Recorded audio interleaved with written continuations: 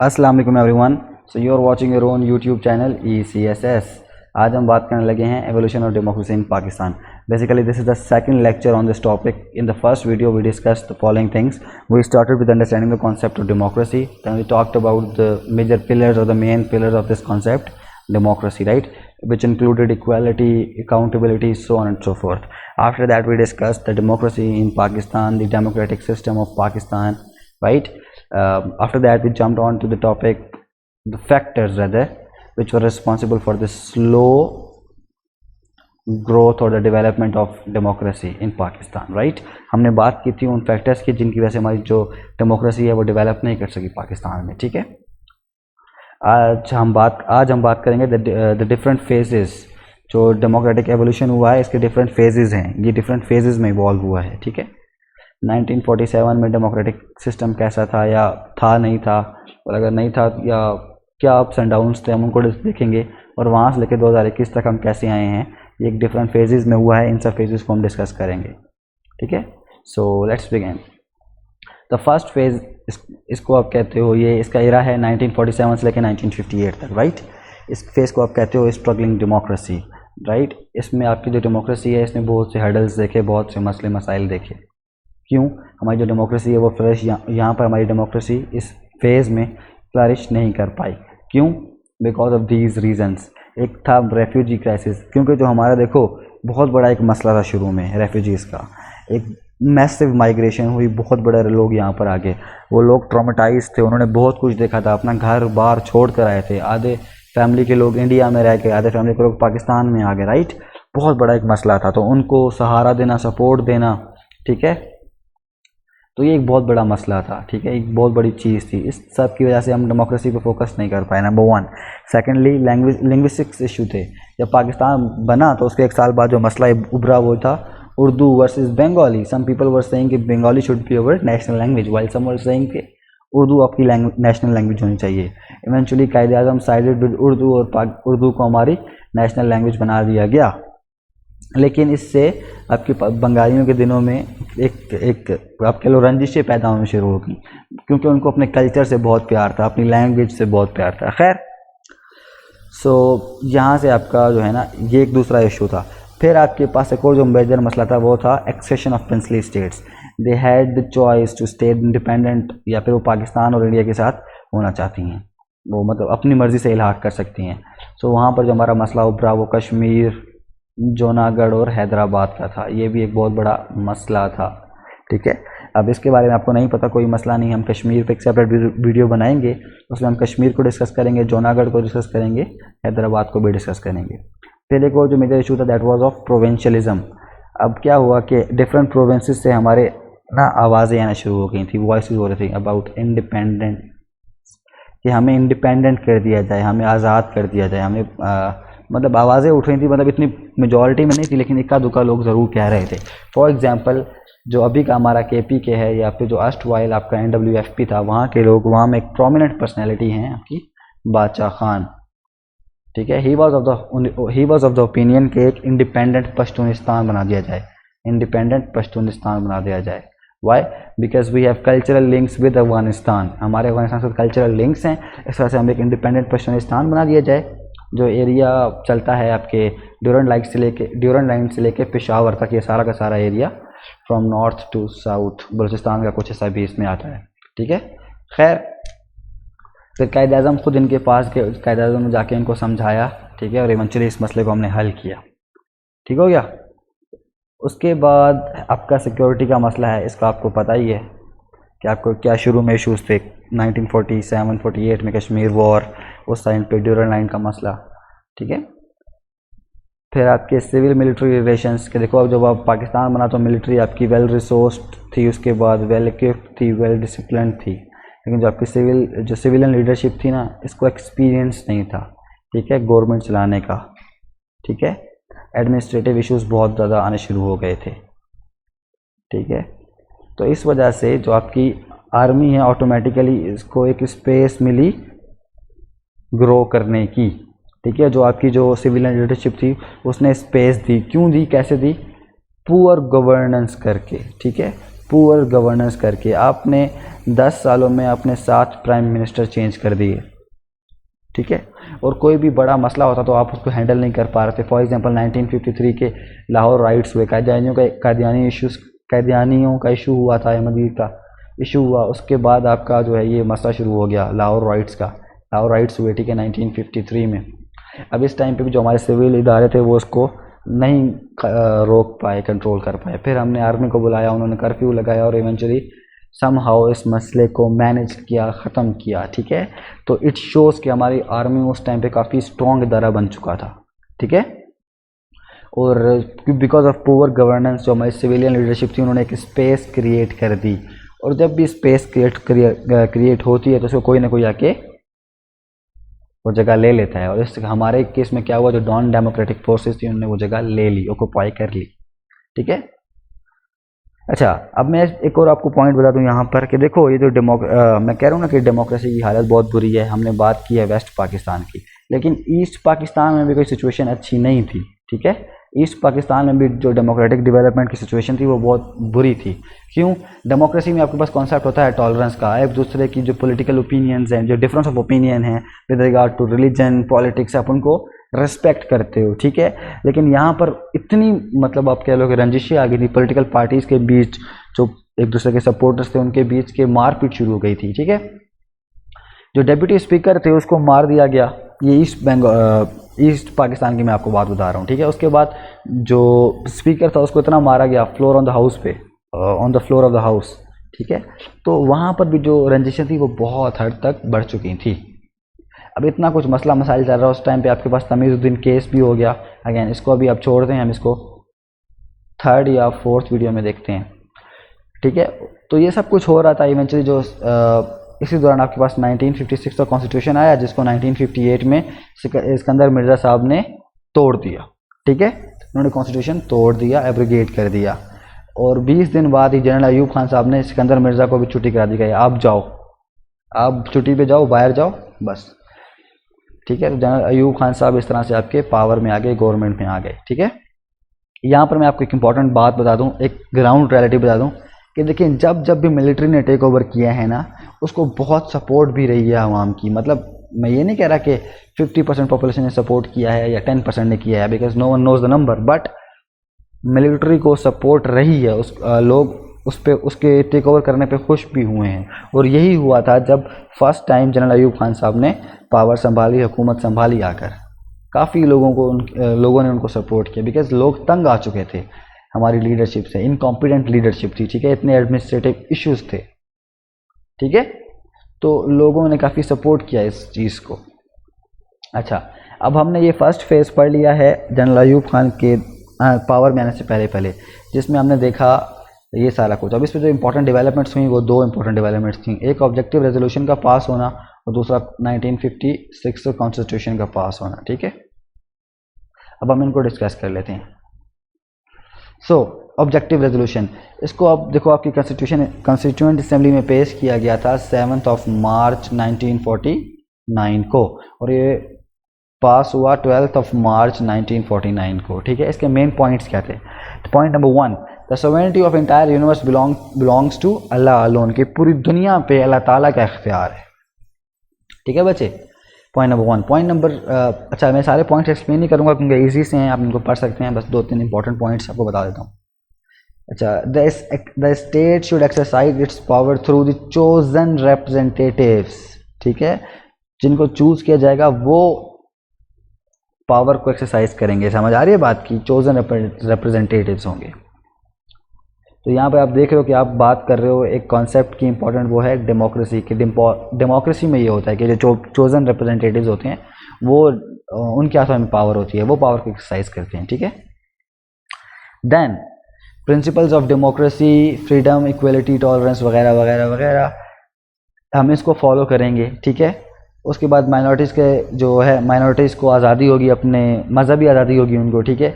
उसके अलावा ये स्टेट की जिम्मेदारी होगी कि वो माइनॉरिटीज़ के इंटरेस्ट को प्रमोट करें या प्रोटेक्ट करें। उसके अलावा जो बैकवर्ड और डिप्रेस्ड क्लास के लोग हैं उनको भी उनके इंटरेस्ट को सेफ गार्ड करें, ठीक है। जुडिशरी जो आपकी इंडिपेंडेंट होगी।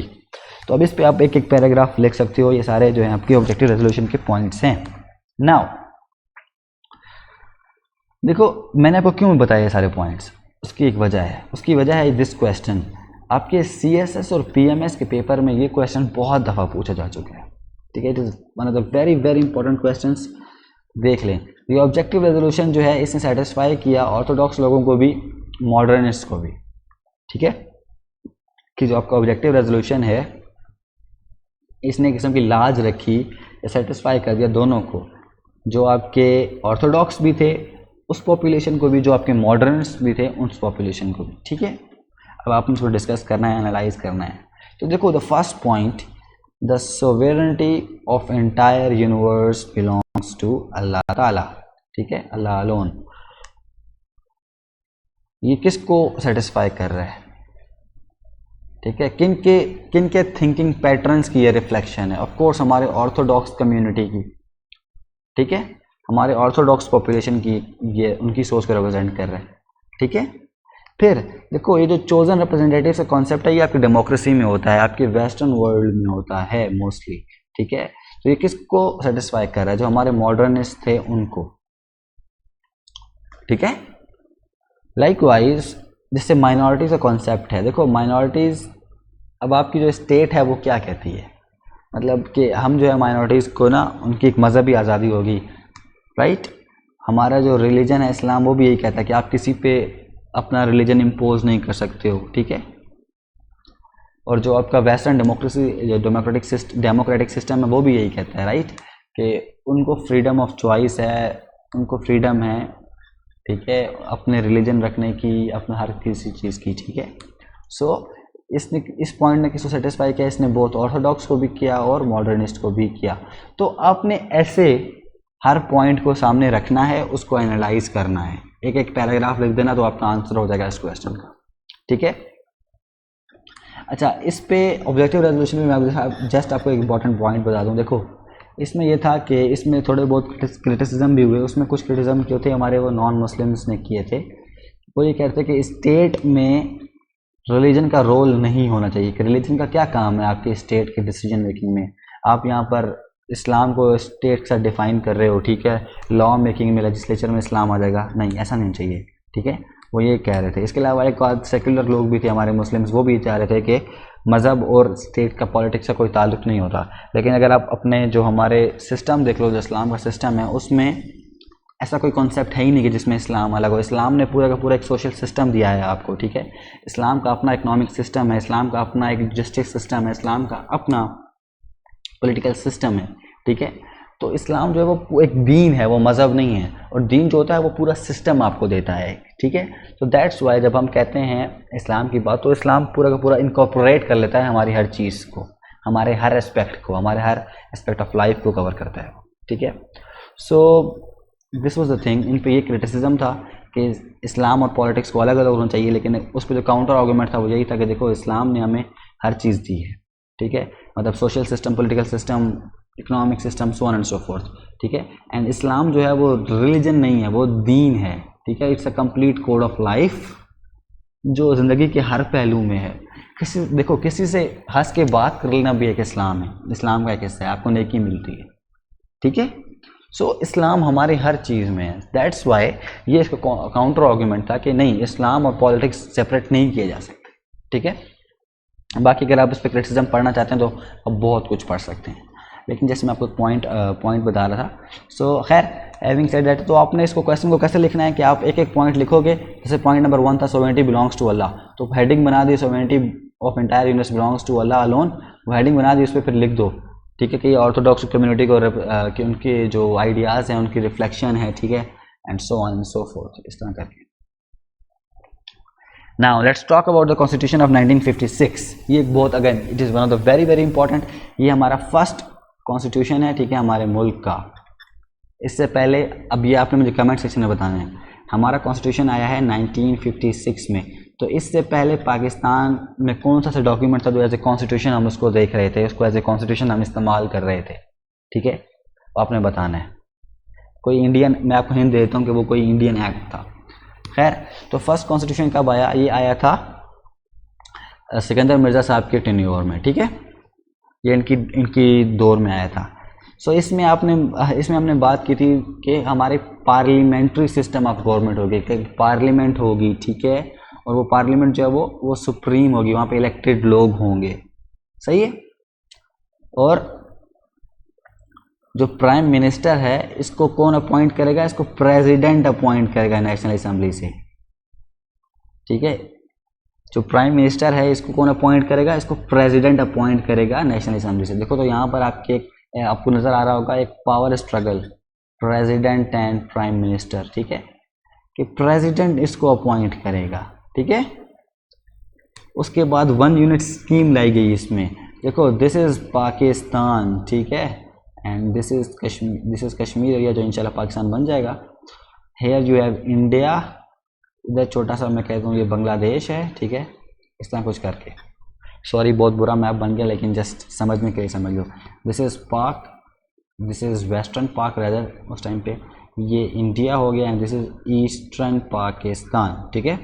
अब 1 यूनिट स्कीम क्या थी, 1 यूनिट स्कीम ये थी, देखो बांग्लादेश ये आपका अभी जो है ना हमारा ये ईस्ट पाकिस्तान है, इसकी पॉपुलेशन बहुत ज़्यादा थी, ठीक है। उसके बरक्स जो हमारे यहाँ पर जो हमारे प्रोविंस है पंजाब, सिंध, बलूचिस्तान एंड KPK, ये चारों छोटे प्रोविंस हैं, ठीक है। और डेमोक्रेसी में क्या होता है, डेमोक्रेसी में आपके पास होता है majority authority, simple majority authority. अब जो हमारी पॉलिटिकल एलीट थी, हमारी टॉप ब्रेस थी, वो नहीं चाहते थे कि ये जो है ये ऊपर पावर में आए, ठीक है। एक बहुत इम्बैलेंस सिचुएशन थी अकॉर्डिंग टू देम।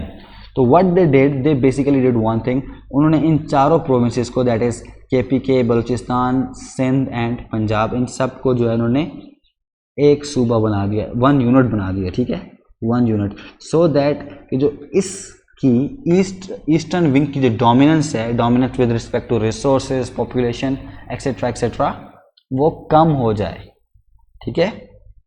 और मैं बताऊं this is one of the prime reasons हम बांग्लादेश बनने की 1 यूनिट पॉलिसी, ये बहुत ही गलत कॉन्सेप्ट, गलत पॉलिसी थी। खैर सो अब ये क्या किया गया, एक 1 यूनिट बना दिया गया इन चारों सूबों को मिला के, ताकि एक इक्विटी का कॉन्सेप्ट आ जाए कि जो रिसोर्सेज हैं, जो एक ईस्ट पाकिस्तान की तरफ जो ज़्यादा टिल्ट है, ठीक है। क्योंकि आप खुद देखो, अगर लेट्स सपोज इलेक्शंस होते हैं तो कोई एक पार्टी है जो यहाँ पर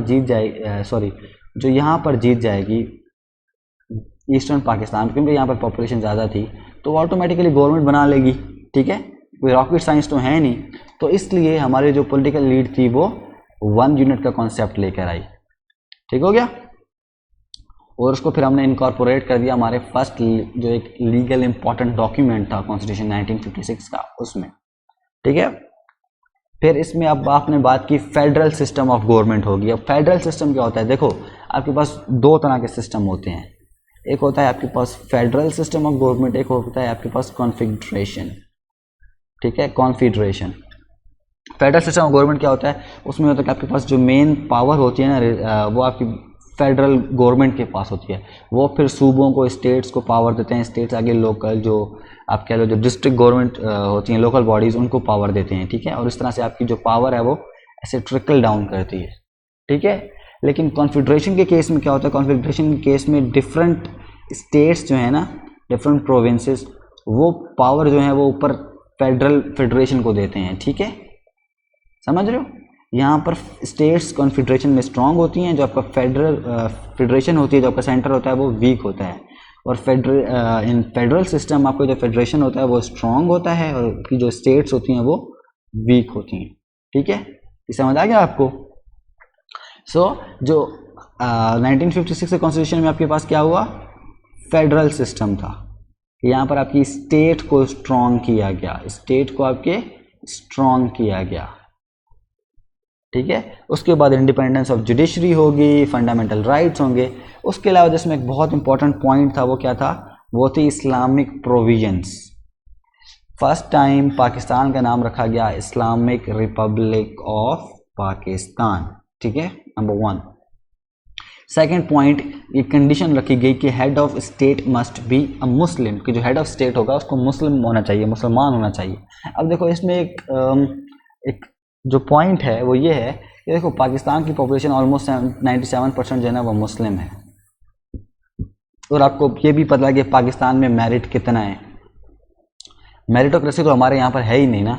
तो अगर लेट सपोज कोई नॉन मुस्लिम अगर वो वो चाहे भी ना कि वो पाकिस्तान की मतलब स्टेट का हेड बन जाए, तो इट इज़ वेरी वेरी मतलब it is just next to impossible for him to become a president और prime minister even nowadays. तो जब पाकिस्तान नया नया बना था तो उस टाइम पे तो बहुत ही मुश्किल था, तो उस टाइम पे ये कंडीशन रख लेना इट वाज आई थिंक ज़रूरत नहीं थी उस टाइम पे, लेकिन खैर ये कंडीशंस रख दे। तो ये क्या हुआ कि आपने इस्लामिक प्रोविजंस अपने कॉन्स्टिट्यूशन में डाल दिए, अपने स्टेट में डाल दिए, एक लीगल डॉक्यूमेंट में डाल दिए, और इस तरह से आपने जो आपकी माइनॉरिटीज़ हैं उनसे उनका एक जो बेसिक राइट है वो छीन लिया है, राइट टू पार्टिसिपेट। ठीक है, और मैं आपको बताऊं ये बात, इस चीज़ पे इवन पाकिस्तान को आज भी वेस्टर्न मीडिया क्रिटिसाइज करता है। हमारे जो बड़े बड़े आप कह लो कि जो बड़े बड़े न्यूज़ चैनल्स हैं जैसे CNN हो गया, वॉशिंगटन पोस्ट हो गया, ठीक है, NYT हो गया, न्यूयॉर्क टाइम्स, ये सारे के सारे क्रिटिसाइज करते हैं। बड़े बड़े जो स्टेट्समैन हैं, ये पॉलिटिशियंस हैं US वगैरह में, वो अभी भी इस चीज़ को कहते हैं कि ये क्या है, किस तरह का कानून है ये, ठीक है, किस तरह का लॉ है ये कि आपने एक पूरे के पूरे पॉपुलेशन को, एक पॉपुलेशन के एक हिस्से को, एक कम्युनिटी को आपने अलग कर दिया कि वो नहीं बन सकते हेड ऑफ स्टेट। ठीक है, सो इसकी ज़रूरत नहीं थी, लेकिन खैर आपने इस्लामिक प्रोविजंस डाल दिए अपने कॉन्स्टिट्यूशन में। ठीक है, and I think it's enough for today. इसमें हमने क्या क्या पढ़ा मैं आपको बता देता हूँ। इसमें हमने पढ़ा फर्स्ट फेज़, जिसमें हमने सारे इश्यूज़ पढ़े कि इन सब इश्यूज़ की वजह से हमारी डेमोक्रेसी आगे नहीं बढ़ पाई। ठीक है, उसके बाद हमने बात की ऑब्जेक्टिव रेजोल्यूशन की, हमने उसको एनालाइज किया एक दो पॉइंट्स को, बाकी पॉइंट्स को एनालाइज आपने करना है। अगर आपको डिफ़िकल्टी होती है, कोई क्वेश्चन है, तो आप मुझसे कमेंट्स में पूछ सकते हैं। ठीक है, उसके बाद हमने 1956 का कॉन्स्टिट्यूशन देख लिया है। ठीक है, इसके मेन पॉइंट्स क्या था कि पार्लियामेंट्री सिस्टम ऑफ गवर्नमेंट होगी, प्राइम मिनिस्टर को अपॉइंट करेगा प्रेसिडेंट। अभी प्राइम मिनिस्टर को प्रेसिडेंट अपॉइंट नहीं करता, अभी नेशनल असेंबली ही करती है। ठीक है, वहाँ पर इलेक्शन नेशनल असेंबली में वोटिंग होती है। ठीक है, 1973 के कॉन्स्टिट्यूशन के बाद पहले प्रेसिडेंट अपॉइंट करता था, ये फ़र्क है। उसके बाद इसमें वन यूनिट स्कीम थी, फेडरल सिस्टम था, स्ट्रॉन्ग फेडरेशन होगी, जुडिशरी इंडिपेंडेंट होगी, फंडामेंटल राइट्स होंगे, so on and so fourth. उसके बाद इसमें इस्लामिक प्रोविजंस डाली गई थी कि इस्लामिक रिपब्लिक ऑफ पाकिस्तान बनाया जाएगा। उसके बाद है कि हेड ऑफ स्टेट जो है वो मुसलमान होगा, ऑल्दो ठीक है, ये पॉइंट जो भी थे, खैर तो ये आपका कॉन्स्टिट्यूशन 1956 का। ठीक है, in the next video we can talk about general Ayub Khan, इनकी गवर्नमेंट के बारे में कि इन्होंने जो कैसा टाइम रहा इनके टाइम में, ठीक है, कैसे इन्होंने गवर्नमेंट किया। ठीक है, फिर कॉन्स्टिट्यूशन 1962 को देखेंगे हम, बाकी सारी चीज़ों को आगे हम डिस्कस करेंगे। So I hope it's enough for today. If you have any question or query please let me know in the comment section, I will try to answer as soon as possible. Plus कोई गलती होगी हो तो माफ़ कर दीजिएगा, जल्दी जल्दी में ऊपर नीचे चीज़ें हो जाती हैं और मैं भी इंसान ही हूँ। So thank you very much for watching this video. If you like it, please give it a thumbs up and share this video with friends as well. Take care. Allah Hafiz.